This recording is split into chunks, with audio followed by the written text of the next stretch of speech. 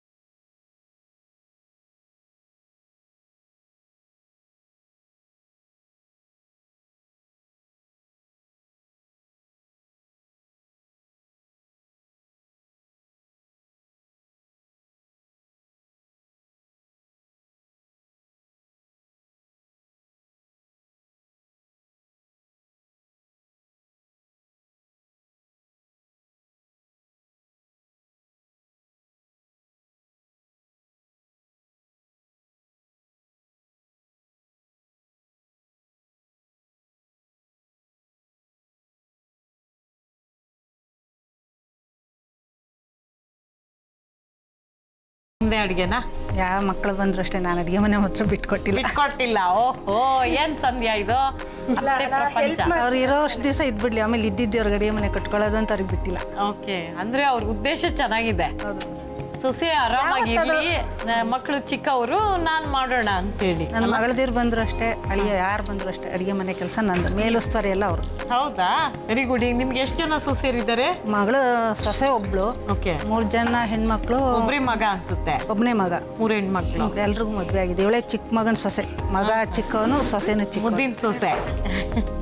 ತುಂಬಾ ಮುದ್ದಿನಿಂದ ನೋಡ್ಕೋತಿರ್ಬೇಕು. ಮತ್ತೆ ನಿಮ್ನ ಇಲ್ಲ 3 months ಆಯ್ತು ಮದ್ವೆ ಆಗಿ. ಮೊದಲು ಸಾಲದಕ್ಕೆ ಸೋದ್ರ ಸೊಸೆ ನನ್ಗಳು. ಓಹೋ, ಏನ್ ಸಂಧ್ಯಾ ಇದು? ಮದ್ವೆ ಆಗಿ ಇನ್ನು 3 ತಿಂಗಳ? 3 ತಿಂಗಳು. ಸೋದ್ರ ಸೊಸೆ. 27 ತರ. ಹೌದಾ? ಓಕೆ. ಬಹಳ fresh, very newly married couple. But ಯಜಮಾನ್ರು ಬಂದಿಲ್ಲ, ವಿತ್ ಅತ್ತೆ ಖುಷಿ ಆಗ್ತಾ ಇದೆ.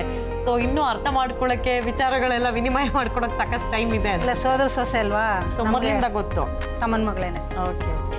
ನೆಕ್ಸ್ಟ್ ಇವಾಗ ಅದು ಜಾಮೂನ್ ಮಾಡ್ತೀವಲ್ವಾ, ಆ ಥರ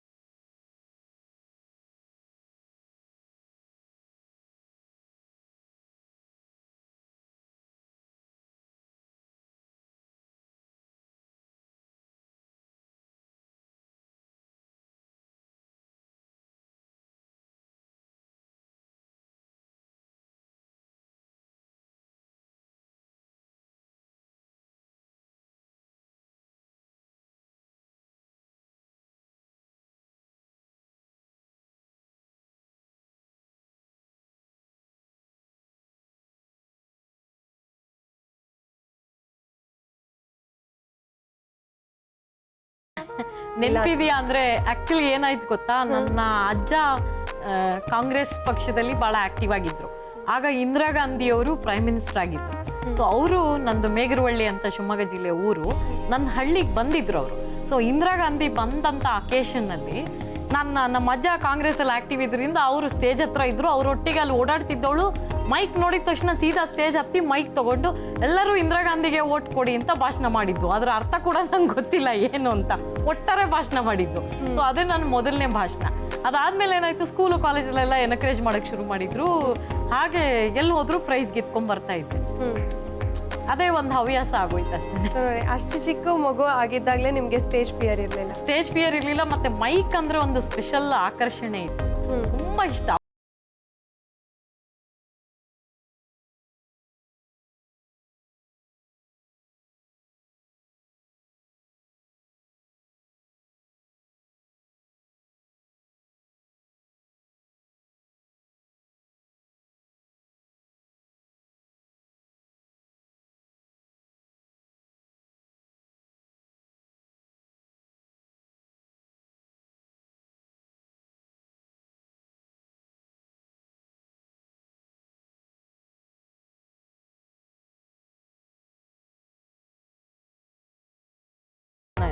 ಹೆಂಗಸರಿಗೆ ಅಂದ್ರಲ್ಲ, ತಕ್ಷಣ ನನಗೆ ಇರಿಟೇಟ್ ಆಗೋಯ್ತು. ಜನರಲೈಸ್ ಮಾಡಿದ್ರು ಅವರು. ತಕ್ಷಣ ನಾನು ಹೇಳಿದೆ, ನೀವು ಹಂಗೆ ಹೇಳ್ಬೇಡಿ, ಹೆಂಗಸರಿಗೆ ಬೇಕಾದಷ್ಟು ಹಾಸ್ಯ ಪ್ರಜ್ಞೆ ಇದೆ, ಬಟ್ ನೀವು ಗಂಡು ಮಕ್ಕಳು ನೀವು ನಮ್ಗೆ ಅವಕಾಶನೇ ಕೊಡಲ್ಲ ಅಷ್ಟೇ. ಹಾಗಾದ್ರೆ ಯಾರಿದ್ದಾರೆ ಮಾತಾಡಿ ನೋಡೋಣ, ಚಾಲೆಂಜ್ ಆಗಿ ತಗೊಳ್ಳಿ, ಹಾಸ್ಯ ಕಾರ್ಯಕ್ರಮ ಮಾಡಿ ನೋಡೋಣ ಅಂದರು. I took it as a challenge and I have done more than 2500 shows all over the world. 2500 shows? ಹೌದು. America, Australia, New Zealand, Abu Dhabi, Dubai, Muscat, Qatar ಎಲ್ಲ ದೇಶಕ್ಕೆ ಹೋಗಿ ಕನ್ನಡದಲ್ಲೇ ಹಾಸ್ಯ ಭಾಷಣ ಮಾಡಿದ್ದೀವಿ. ಅಲ್ಲಿ ಎಲ್ಲ ರೆಸ್ಪಾನ್ಸ್ ಹೇಗಿತ್ತು? ತುಂಬಾ ಚೆನ್ನಾಗಿದೆ. ಎಲ್ಲ ಕನ್ನಡಿಗರು ನಿಜವಾಗಿ ನಿಮಗೆ ಗೊತ್ತಿರ್ಬೋದು, ಯಾವುದೇ ಕನ್ನಡ ಚಾನಲ್ ಅಲ್ಲಿ ಫಸ್ಟ್ ಅವರಿಗೆ ಸಿಕ್ಕರೆ ನೆಟ್ವರ್ಕು, ಅವರಷ್ಟು ಖುಷಿಯಾಗಿ ಕನ್ನಡದ ಕಾರ್ಯಕ್ರಮ ನೋಡೋದು ಬಹುಶಃ ನಮ್ಮ ಕರ್ನಾಟಕದಲ್ಲೇ ಅಷ್ಟು ನೋಡ್ತೀವೋ ಇಲ್ಲೋ ನಂಗೆ ಗೊತ್ತಿಲ್ಲ. ಎಲ್ಲ ಕನ್ನಡದ ಕಾರ್ಯಕ್ರಮ ಅವ್ರು ನೋಡ್ತಾರೆ, ನಮಗಿಂತ ಚೆನ್ನಾಗಿ ಅದನ್ನು ವಿಮರ್ಶೆ ಮಾಡ್ತಾರೆ. ಇದು ಹೀಗಿರ್ಬೇಕಿತ್ತು, ಹೀಗಿರಬಾರ್ದಿತ್ತು ಅಂತ ಅದ್ರ ಬಗ್ಗೆ ಹೇಳ್ತಾರೆ. ಮತ್ತೆ ಬಹುಶಃ ಬೇರೆ ದೇಶಕ್ಕೆ ಹೋದ್ಮೇಲೆ ಕನ್ನಡದ ಪ್ರೀತಿ ಜಾಸ್ತಿ ಆಗುತ್ತೆ ಅನ್ಸುತ್ತೆ, ಸಿಕ್ಕದಿಲ್ವಲ್ಲ ಆಗ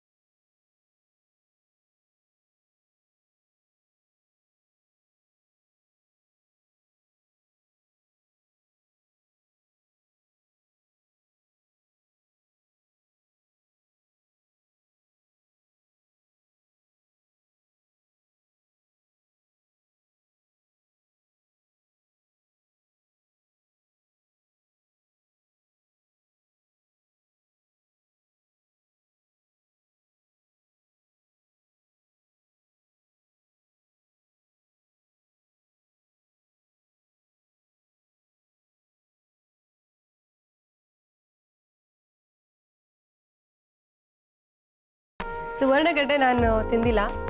ಸುಧಾ ತುಂಬಾ ಒಳ್ಳೇದು ಆರೋಗ್ಯಕ್ಕೆ. ಒಂದು ವರ್ಷಕ್ಕೆ ಒಮ್ಮೆನಾದ್ರೂ ಇದನ್ನ ತಿನ್ಬೇಕು. ಈ ತರ ಪಚಡಿ ಕಲರ್ಫುಲ್ ಆಗಿ ಟೇಸ್ಟಿಯಾಗಿ ಮಾಡ್ಕೊಂಡ್ರೆ ತಿನ್ಬೋದು. ನಂಗೆ ಏನ್ ಭಯ ಆಯ್ತು ಗೊತ್ತಾ ಶ್ವೇತಾ, ಅವ್ರು ನಿಮಗೆ ಕೊಟ್ಬಿಟ್ಟು ಟೇಸ್ಟ್ ಮಾಡಿ ಹೇಳಿ ಅಂತ ಇದಾರೆ, ನನ್ಗೆ ಉಳಿಯುತ್ತೋ ಇಲ್ವೋ ಅಂತ ನಾನು ಕಾಯ್ತಾ ಇದ್ದೀನಿ ಇಲ್ಲಿ ಅಂತ ಹೇಳಿ. ಇಲ್ಲ ಫಸ್ಟ್ ನೀವು ಟೇಸ್ಟ್ ನೋಡಿ ಆಮೇಲೆ ಹೇಳಿ. Okay, thank you. ಸ್ನೇಹಿತರೆ, ನಾಗರತ್ನ ಅವರು ಬಲು ಬೇಗನೆ ತಯಾರು ಮಾಡಿರುವಂತಹ ಸುವರ್ಣಗೆಡ್ಡೆ ಪಚಡಿ ಈಗ ರೆಡಿ ಆಗಿದೆ. ಸುವರ್ಣಗಡ್ಡೆ ಪಚಡಿ ಬೇಕಾಗುವ ಸಾಮಗ್ರಿಗಳು: ಸುವರ್ಣಗಡ್ಡೆ, ತುಪ್ಪ, ಕಡಲೆ ಬೀಜ, ಕೊಬ್ಬರಿ ಪುಡಿ, ಉಪ್ಪು, ಖಾರ.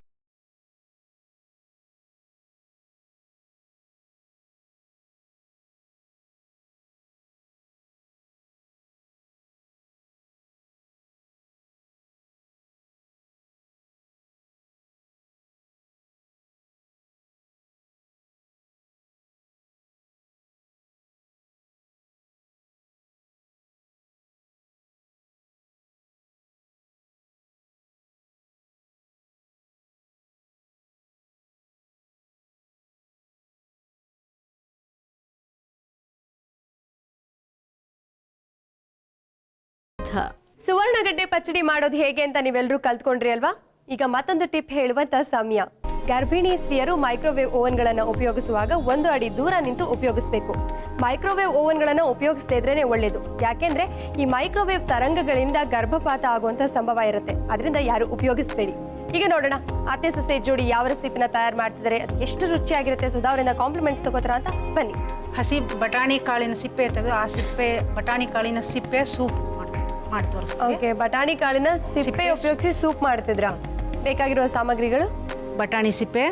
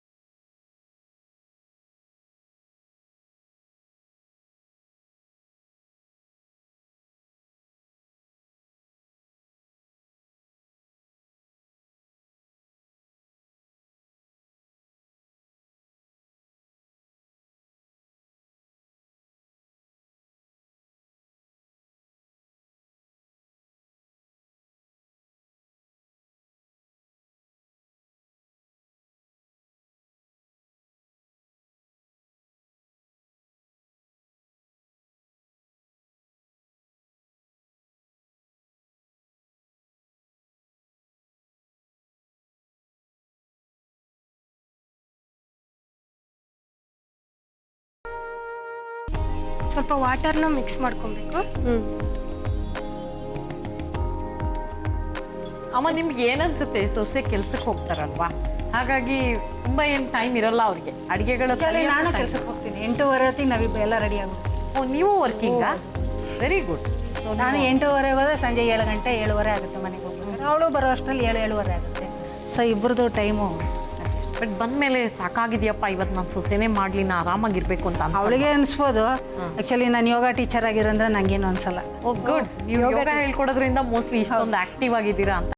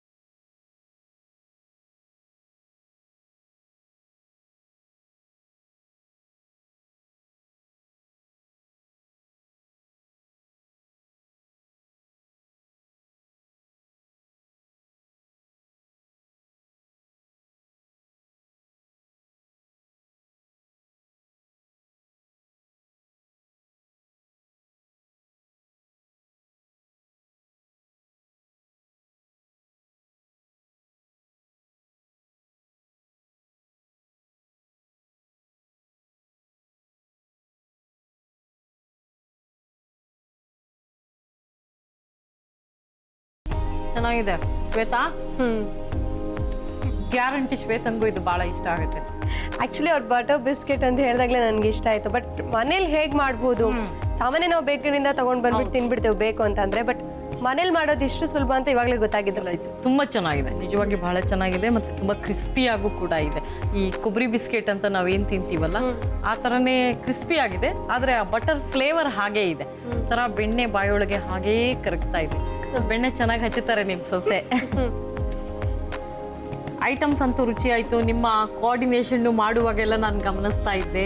ಸೊಸೆಗೆ ಭಾಳ ಪ್ರೀತಿಯಿಂದ ಎಲ್ಲ ಹೇಳ್ಕೊಡ್ತಾ ಇದ್ರಿ. ಈಗ ನಮ್ಮ ವೀಕ್ಷಕರಿಗೋಸ್ಕರ ನಿಮ್ಮನ್ನೊಂದು ಪ್ರಶ್ನೆ ಕೇಳ್ತೀನಿ. ಒಂದು ಒಳ್ಳೆ ಅತ್ತೆ ಸೊಸೆ ಅನ್ನಿಸ್ಕೋಬೇಕಾದ್ರೆ ಹೇಗಿರ್ಬೇಕು? ಅತ್ತೆ ಆದವಳು ತಾಯಿ ತನ್ನ ಮಗುನ ಹೇಗೆ ಪ್ರೀತಿಸ್ತಾಳೆ, ಸೊಸೆನೂ ಅದೇ ರೀತಿ ಪ್ರೀತಿಸ್ಬೇಕು. ಅಂದ್ರೆ ತನ್ನ ಹೆಣ್ಮಕ್ಳನ್ನ ತನ್ನ ಮಗನ ಪ್ರೀತಿಸೋ ಅಷ್ಟೇ ಸೊಸೆನ ಪ್ರೀತಿಸಿದ್ರೆ. ಅವಳು ಬೇರೆ ಮನೆಯಿಂದ ಬಂದಿದ್ದು ಅವಳು ನಮ್ಮ ಮನೆಗೆ ಬಂದ್ಮೇಲೆ ಅವಳು ನಮ್ಮ ಮಗಳು ಅಲ್ವಾ? ಹೌದು, ನಮ್ಮ ಮನೆಗೆ ನಾವು ಒಂದು ಹೆಣ್ಣು ಮಗುನ ಕರ್ಕೋತೀವಿ ಅಂದ್ರೆ ಅವಳು ನಮ್ಮ ಮನೆ ಮಗಳಾಗಿ ಬರಬೇಕು ಅನ್ನೋ ಫೀಲಿಂಗ್ ಇರಬೇಕು ಅಂತ. ನಿಜವಾಗಿ ಬಹಳ ಒಳ್ಳೆ ಪಾಯಿಂಟ್. ನಾವು ಒಳ್ಳೆ ತಾಯಿ ಆದ್ರೆ ನಮ್ಮ ಮಕ್ಕಳಿಗೂ ಒಳ್ಳೆ ಒಂದು ಇದನ್ನ ಕಲಿಸ್ಬೋದು.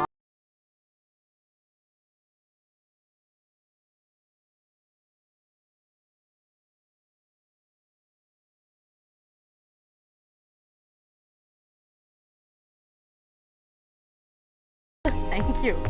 ಓಕೆ, ಹಾಗಿದ್ರೆ ರ್ಯಾಪಿಡ್ ಫೈರ್ ರೌಂಡ್ ಸ್ಟಾರ್ಟ್ ಮಾಡೋಣ ಈಗ. ಓ ರೆಡಿ ಎಲ್ಲ ನೋಡಿ, ಇಬ್ರು ಹೇಗೆ ರೆಡಿ ಆಗಿದ್ದಾರೆ. ಎರಡು ಸೋಲ್ಜರ್ಸ್ ನಿಂತಿದ್ದಾರೆ. ಯುದ್ಧಕ್ಕೆ ರೆಡಿ ಆದಾಗ ನಾನು ಅದನ್ನೇ ಹೇಳ್ಬೇಕು ಅಂತಿದ್ದೆ.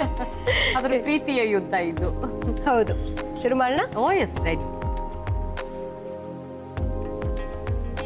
ಸೊ ಈಗ ಮೊದಲು ಬ್ಯಾಟಿಂಗ್ ಮಾಡೋರು ಯಾರು? ಅತ್ತೆನಾ ಸೊಸೆನಾ? ನಿಮ್ಮದೇ ಚಾಯ್ಸ್. ಚಾಯ್ಸ್ ನಿಮ್ಮದೇ. ನಂದೇ ಚಾಯ್ಸಾ? ಸೊ ಸಂಧ್ಯಾಗೆ ಮೊದಲನೇ ಪ್ರಶ್ನೆ. ಸಂಧ್ಯಾ, ನಿಮ್ಮ ಅತ್ತೆ ಮನೇಲಿ ತುಂಬಾ ಇಷ್ಟದಿಂದ ಮಾಡೋಂಥ ಕೆಲಸ ಯಾವುದು? ಅಡುಗೆ ಕೆಲಸ ಮಾಡ್ತಾರೆ.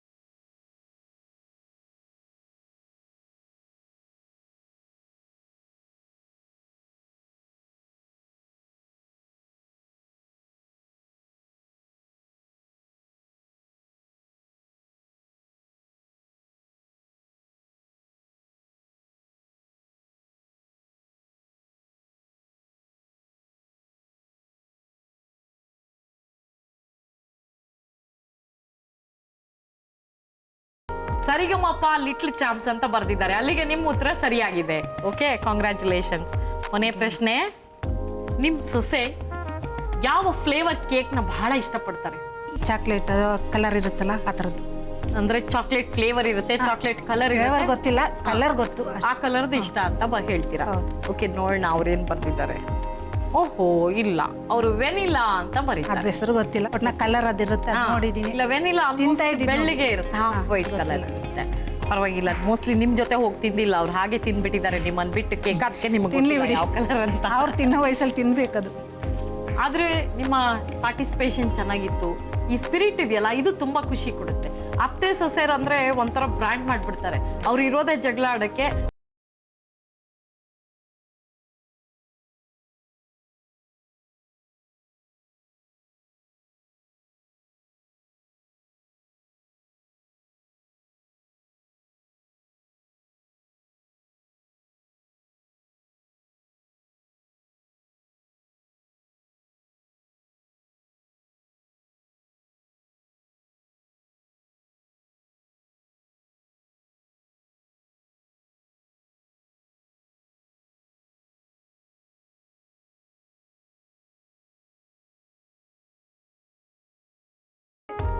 ಅತ್ತೆ ಪಾರ್ಟಿಸಿಪೇಟ್ ಮಾಡಿದ್ರು, ಹಾಗೆಯೇ 4 ರೆಸಿಪಿಗಳನ್ನ ಮಾಡಿ ನಿಮಗೆ ಕೊಟ್ಟರು. ನೀವು ಟೇಸ್ಟ್ ಮಾಡಿದ್ರಿ, ಅವ್ರಿಗೆ ಕಾಂಪ್ಲಿಮೆಂಟ್ಸ್ ಕೊಟ್ರಿ. ರ್ಯಾಪಿಡ್ ಫೈರ್ ರೌಂಡಲ್ಲಿ ಸಾಕಷ್ಟು ವಿಷಯಗಳನ್ನ ತಿಳಿಸ್ಕೊಟ್ವಿ ಅಂತ ಹೇಳ್ಬೋದು ಅವರಿಗೆ, ಅಲ್ವಾ? ಈ ಎಪಿಸೋಡ್ ಹೇಗೆ ಅನಿಸ್ತು ನಿಮಗೆ? ನಂಗೆ ತುಂಬ ಖುಷಿ ಆಯಿತು ನಿಮ್ಮ ಪ್ರಯತ್ನ. ಅದಕ್ಕೆ ನಾನು ಯಾವಾಗಲೂ ಹೇಳ್ತಾ ಇರೋದು ಏನಂದರೆ, ಈ ಪ್ರಯತ್ನ ಇದೆಯಲ್ಲ, ಇದು ಭಾಳ ಒಳ್ಳೆ ಪ್ರಯತ್ನ. ಅತ್ತೆ ಸೊಸೆಯರು ತುಂಬ ಸೌಹಾರ್ದವಾಗಿದ್ದರೆ ಆ ಮನೆ ನೆಮ್ಮದಿಯಾಗಿರುತ್ತೆ. ಯಾಕೆಂದರೆ ಗಂಡ್ಮಕ್ಳು ಎಲ್ಲೋ ಹೊರಗಡೆ ಇರ್ತಾರೆ, ಅವ್ರ ಪಾತ್ರ ತುಂಬ ಗೌಣ ಆಗುತ್ತೆ. ನಿಜವಾಗಿ ಹೊಂದಾಣಿಕೆ ಬರಬೇಕಾಗಿರೋದು ಅವರಿಬ್ಬರ ಮಧ್ಯೆ. ಅವರಿಬ್ಬರು ಹೊಂದ್ಕೊಂಡ್ರೆ ಮನೆಯಲ್ಲಿ ಎಲ್ಲರೂ ಖುಷಿಯಾಗಿರ್ಬೋದು. ಅದರಿಂದ ಆ ಪ್ರಯತ್ನ ಅಲ್ಲಿಂದನೇ ಶುರುವಾಗಬೇಕು ಅಂತ ಒಂದು ದಿಸೆಯಲ್ಲಿ ಇದು ಭಾಳ ಒಳ್ಳೆ ಹೆಜ್ಜೆ ಅನ್ಸುತ್ತೆ. ಮೋಸ್ಟ್ಲಿ ಜಗಳ ಆಡೋ ಅತ್ತೆ ಸೊಸೆಯರು ಇಂಥದ್ದೊಂದು ಪ್ರೋಗ್ರಾಮ್ ನೋಡಿದರೆ ನೆಕ್ಸ್ಟ್ ನಾವು ಅಲ್ಲಿ ಹೋಗಬೇಕು, ಅದಕ್ಕಾದರೂ ಹೊಂದ್ಕೊಂಡಿರೋಣ ಅಂತ ಒಂದು ಪ್ರಾಮಾಣಿಕ ಪ್ರಯತ್ನ ಸ್ವಲ್ಪ ದಿನನಾದರೂ ಮಾಡ್ತಾರೆ. ಸ್ವಲ್ಪ ದಿನದ ಪ್ರಯತ್ನ ಆಮೇಲೆ ಹಾಗೆ ರೆಗ್ಯುಲರೈಸ್ ಆಗೋ ಚಾನ್ಸಸ್ ಇರುತ್ತೆ. ದಯವಿಟ್ಟು ಆ ದಿಸೆಯಲ್ಲಿ ಯೋಚನೆ ಮಾಡಿ, ಆ ದಿಸೆಯಲ್ಲಿ ಪ್ರಯತ್ನ. ಓಕೆ, ಹಾಗಿದ್ರೆ ನಾಳಿನ ಸಂಚಿಕೆಯಲ್ಲಿ ನಾನು ಮತ್ತೊಂದು ಅತ್ತೆ ಸೊಸೆ ಜೋಡಿ ಜೊತೆಗೆ ನಿಮ್ಮನ್ನ ಭೇಟಿ ಮಾಡ್ತೀನಿ. ನಾನು ಕಾಯ್ತಾ ಇರ್ತೀನಿ. ಥ್ಯಾಂಕ್ಸ್ ಲಾಟ್ ಇವತ್ತಿನ ಸಂಚಿಕೆಗೆ ಬಂದಿದ್ದಕ್ಕೆ. Thank you so much. ನಮಸ್ಕಾರ. ನಾಗರತ್ನ ಹಾಗೂ ಸಂಧ್ಯಾ ಅವರೇ, ನಾನು ಆಗ್ಲೇ ಜಡ್ಜ್ ಹತ್ರ ಹೇಳ್ದ ಹಾಗೇನೆ ರುಚಿಯಾದಂಥ ಅಡುಗೆ ಮಾಡಿಕೊಟ್ರಿ ನಮಗೆ. ನಾವಂತೂ ಟೇಸ್ಟ್ ನೋಡಿ ಫುಲ್ ಖುಷಿ ಆಗ್ಬಿಟ್ಟಿದ್ದೀವಿ. ಧನ್ಯವಾದಗಳು. ನಿಮಗೆ ನಮ್ಮ ರುಚಿ ಅಭಿರುಚಿ ತಂಡದ ಪರವಾಗಿ ಖುಷಿ ಆಯ್ತು. ನೀವಿಬ್ರು ಅತ್ತೆ ಸೊಸೆ ಜೋಡಿ ನಮ್ಮ ಕಾರ್ಯಕ್ರಮಕ್ಕೆ ಬಂದಿದ್ದು, ಅದು ಮದುವೆ ಆದ ಹೊಸದ್ರಲ್ಲೇ ಸೊಸೆನ್ ಕರ್ಕೊಂಡು ನಮ್ಮ ಕಾರ್ಯಕ್ರಮಕ್ಕೆ ಬಂದಿದ್ದೀರಾ. ಸೊ ಖುಷಿ ಆಗಿದೆ ಅಲ್ವಾ ನಿಮಗೆ ನಮ್ಮ ಕಾರ್ಯಕ್ರಮಕ್ಕೆ? ಖಂಡಿತ ಇದೆ. ಏನ್ ಅನ್ನಿಸ್ತು ಓವರಾಲ್? ಇಲ್ಲಿಗೆ ಬರೋದಷ್ಟೇ ಅತ್ತೆ ಸೊಸೆ ಅಂತ ಅಂದ್ಕೊಂಡು ಬರೋದಕ್ಕಿಂತ ಜೀವನ ಪೂರ್ತಿ ಹಾಗೆ ಇರಬೇಕು ಸಂತೋಷವಾಗಿ ಅನ್ನೋದು ನನ್ನ ಅಭಿಪ್ರಾಯ. ನಿಜಕ್ಕೂ ಒಳ್ಳೆ ಮಾತನ್ನ ಹೇಳಿದ್ರಿ. ಸಂಧ್ಯಾ, 3 ತಿಂಗಳಾಗಿದೆ ಮದುವೆ ಆಗಿ. Happy married life. Thank you. ಹೀಗೆ ನಗ್ನಗ್ತಾ ಇರಿ. ಓಕೆ, ನಮಸ್ಕಾರ. ನಮಸ್ಕಾರ. ನಾಗರತ್ನ ಹಾಗೂ ಸಂಧ್ಯಾ ಅವರು 4 ವಿಭಿನ್ನವಾಗಿರುವಂತಹ ಅಡುಗೆಗಳನ್ನ ಮಾಡಿ ನಮ್ಮ ಜಡ್ಜ್ನ ಇಂಪ್ರೆಸ್ ಮಾಡಕ್ಕೆ ಟ್ರೈ ಮಾಡಿದ್ರು. ಇಂಪ್ರೆಸ್ ಆದ್ರು ಅಂತ ನನಗೂ ಗೊತ್ತಿದೆ. ಹಾಗಿದ್ರೆ ಅವರು ಬೆಸ್ಟ್ ಅತ್ತೆ ಸೊಸೆ ಜೋಡಿ ಆಗ್ತಾರಾ? ಕಾದ್ ನೋಡೋಣ. ನಾಳಿನ ಸಂಚಿಕೆಯಲ್ಲಿ ಮತ್ತೊಂದು ಅತ್ತೆ ಸೊಸೆ ಜೋಡಿ ಜೊತೆಗೆ ಮತ್ತಷ್ಟು ಅಡುಗೆಗಳೊಂದಿಗೆ ನಾನು ನಿಮ್ಮೆಲ್ಲರ ಮುಂದೆ ಬರ್ತೀನಿ. ಅಲ್ಲಿವರೆಗೂ ನಮಸ್ಕಾರ.